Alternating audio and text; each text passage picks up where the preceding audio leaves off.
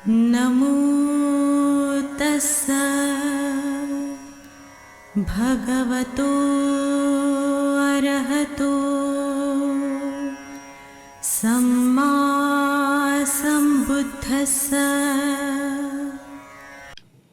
बुद्ध और उनका धम्म बाबा साहेब डॉक्टर अम्बेडकर द्वारा रचित कालजयी पुस्तकों के इस रचना संसार में आपका स्वागत है। आप जानते हैं कि इस समय हम लोग बाबा साहेब डॉक्टर अम्बेडकर द्वारा मूल रूप से अंग्रेजी में रचित ग्रंथ द बुद्ध एंड हिज धम्मा, इसका ये हिंदी अनुवाद आप तक पहुंचा रहे हैं। और ये जो हिंदी अनुवाद है, ये हिंदी अनुवाद डॉक्टर भदंत आनंद कौशल्यायन जी का है। तो आइए इस कड़ी में आगे बढ़ते हैं। आपको याद भी दिला देते हैं कि ये बुद्ध और उनका धम्म के षष्ठ कांड का चौथा भाग है। और इस चौथे भाग में बाबा साहेब लिखते हैं एक छोटा सा शीर्षक, दूसरा अध्याय है ये, विशाखा की दृढ़ श्रद्धा।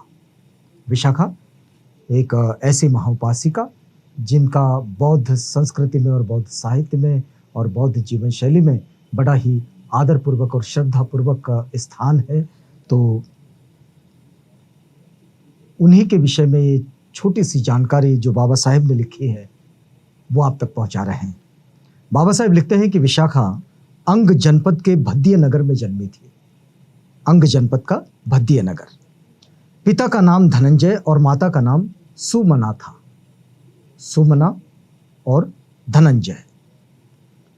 एक बार सेल ब्राह्मण के निमंत्रण पर बहुत से भिक्षुओं सहित तथागत ने भद्दिय की यात्रा की।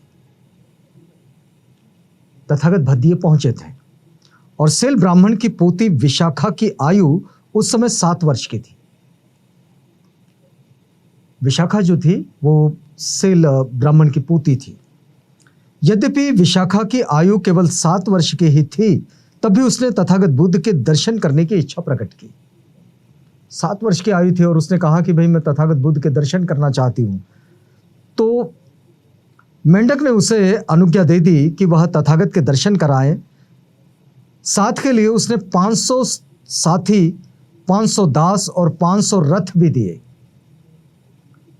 रथ को कुछ दूरी पर खड़ा करके वह पैदल तथागत के पास पहुंची और तथागत बुद्ध ने उसे धम्म का उपदेश दिया और उनकी गृहस्थ शिष्या वो बन गई, यानी कि उपासिका बन गई। तथागत ने उस 7 वर्ष की विशाखा को अपनी शिक्षाएं दी और शिक्षा देने के बाद वो तथागत से इतनी प्रभावित हुई कि वो एक गृहस्थ शिष्या बनी, यानी कि उपासिका बन गई। इसके बाद 15 दिन तक मेंढक भगवान बुद्ध और उनके भिक्षु संघ को प्रतिदिन निमंत्रण करके भोजन कराता रहा। ये 7 दिन तक सिलसिला चलता रहा कि 7 दिन तक उसने ही भोजन करवाया। और अंत में जब प्रसेनजीत के कहने पर बिंबिसार ने धनंजय को कौशल जनपद में रहने के लिए भेज दिया, तो विशाखा भी अपने माता पिता के साथ वहां गई और साकेत में रहने लगी। साकेत आज का जो अयोध्या का क्षेत्र है, साकेत, वहां रहने लगी क्योंकि बिंबिसार ने धनंजय को वहां भेज दिया था। अब श्रावस्ती का एक सेठ था, उसका नाम था मिगार। वह अपने पुण्यवर्धन नामक पुत्र का विवाह करना चाहता था। उसने कुछ लोगों को योग्य लड़की खोज में भेज रखा था। तो लड़की की खोज करने वाली मंडली घूमते घूमते साकेत आ पहुंची और उन्होंने देखा कि किसी त्योहार के दिन विशाखा सरोवर पर स्नान करने जा रही है। सरोवर पर जाती हुई विशाखा को उन्होंने देखा, जो साकेत आई थी अपने माता पिता के साथ। उसी समय जोर की वर्षा आई। विशाखा की सखियां भाग खड़ी हुई, लेकिन विशाखा नहीं भागी। जोर की बारिश है, स्वाभाविक रूप से उसके साथ जितनी उसकी सखियां थी वो सब भाग गई, लेकिन विशाखा डटी रही। वह अपनी समान गति से चलती हुई उस जगह जहां पहुंची जहां मिगार के दूत खड़े थे। अपनी गति से वो चलती गई और वहां तक पहुंची जहां मिगार के जो दूत थे, मतलब मिगार ने उसके बेटे के लिए, पुण्यवर्धन के लिए जो लड़की देखने के लिए भेजे थे, तो वे दूत जहां खड़े थे वो वहीं जा पहुंचे। उन्होंने उससे पूछा, तूने दौड़कर अपने कपड़े क्यों नहीं बचाए? उन दूतों ने उससे पूछा विशाखा से कि भाई तूने ऐसा क्यों किया, तूने अपने कपड़े क्यों नहीं बचाए दौड़कर। तो उसने उत्तर दिया कि उसके पास कपड़ों की कमी नहीं है, किंतु दौड़ने से फिसल कर गिर पड़ने और अंग भंग हो जाने तक का डर रहता है। अगर दौड़ चले और फिसल गए और कहीं अंग भंग हो जाए तो ये डर तो बना रहता है। कपड़े तो है तो इसलिए कपड़े बचाने की जरूरत नहीं है, लेकिन गिर जाए तो दिक्कत है। अविवाहित लड़कियां, वह बोली, उस समय की तरह से है जो बिक्री के लिए रखा है और उनकी शक्ल सूरत ठीक रहनी चाहिए। विशाखा बिल्कुल स्पष्ट रूप से कहने लगी कि भाई अविवाहित लड़की हूं और अविवाहित लड़कियों को अपने आप को बचाना चाहिए, उनकी शक्ल सूरत ठीक रहनी चाहिए। जिन्हें उसके सौंदर्य ने पहले ही प्रभावित कर दिया था वे उसकी बुद्धि से और भी प्रभावित हुए। विशाखा की बात सुनकर वे और भी प्रभावित हो गए और दूतों ने उसे एक पुष्पगुच्छ भेंट किया जो विवाह के प्रस्ताव का प्रतीक था। स्वीकृत हुआ। विशाखा के घर लौटने पर दूत भी पीछे पीछे घर आए। उन्होंने पुष्पवर्धन से विवाह करने का प्रस्ताव विशाखा के पिता धनंजय के सम्मुख उपस्थित किया। प्रस्ताव स्वीकृत हुआ और पत्रों की अदला बदली द्वारा वो स्थिर हुआ।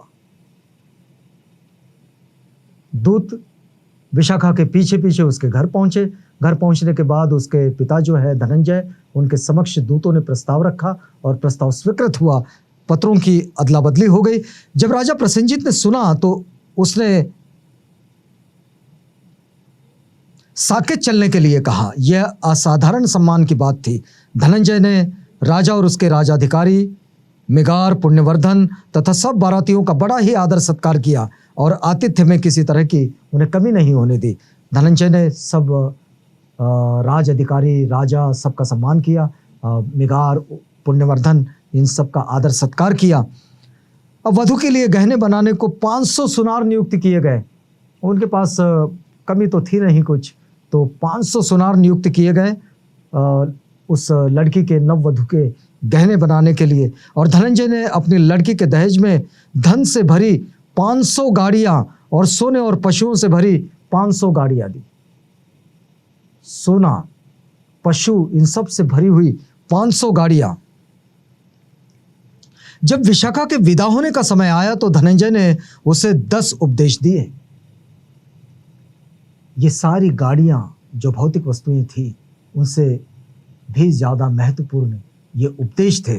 देखिएगा, एक पिता अपनी बेटी से कह रहा है, जिन्हें मिगार ने भी साथ के कमरे में ही होने के कारण सुन लिया था। मिगार ने भी सुन लिया था। ये 10 उपदेश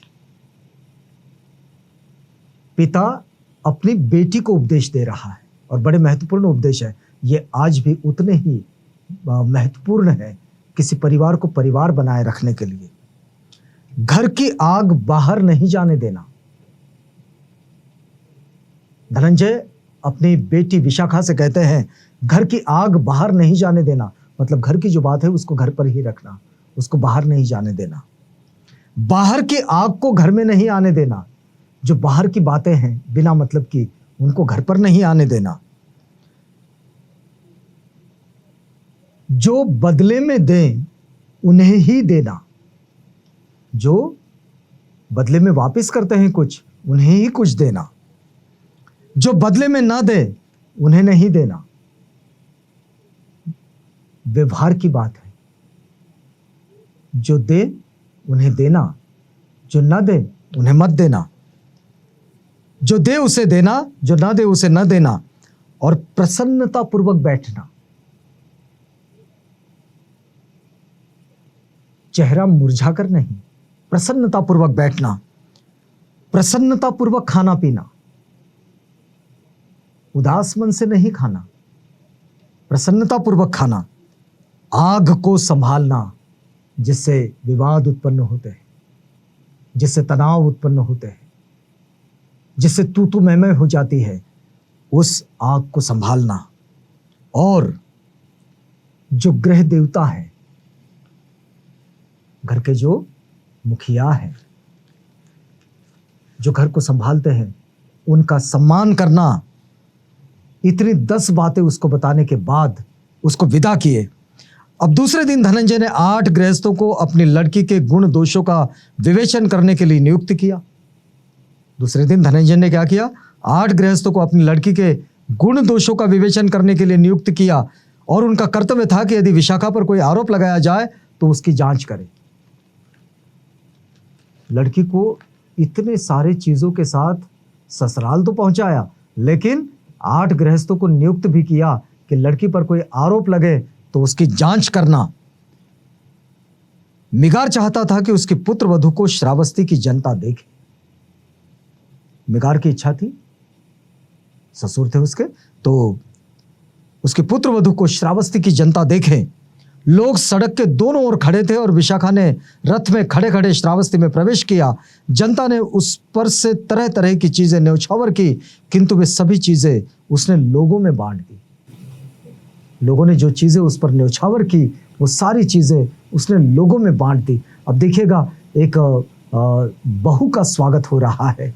मिगार अपनी बहू को लेकर जा रहे हो और मिगार ये चाहते थे कि भाई सब लोग उसको देखे। आपने ऐसे दृश्य देखे होंगे, बारात का जाना, बारात का आना, और बारात जब आती है तो वर वधू दोनों, दारक दारिका दोनों आते हैं और जिनका मतलब ये सहजीवन प्रारंभ हुआ है, परिणय विधि हुआ है, वे जब अपने घर पर लौट आते हैं तो पहले ये परंपरा बहुत आयत में दिखती थी कि लोग किसी बग्गी में खड़े हो जाते थे, किसी रिक्शा में बैठते थे।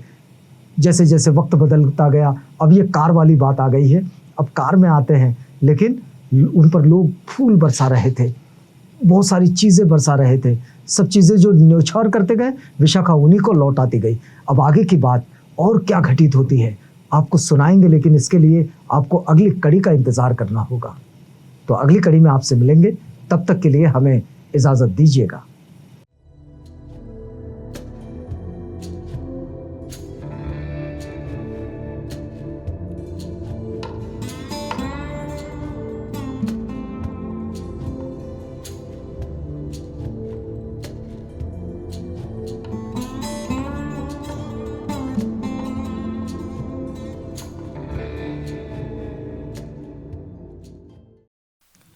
बुद्ध और उनका धम्म।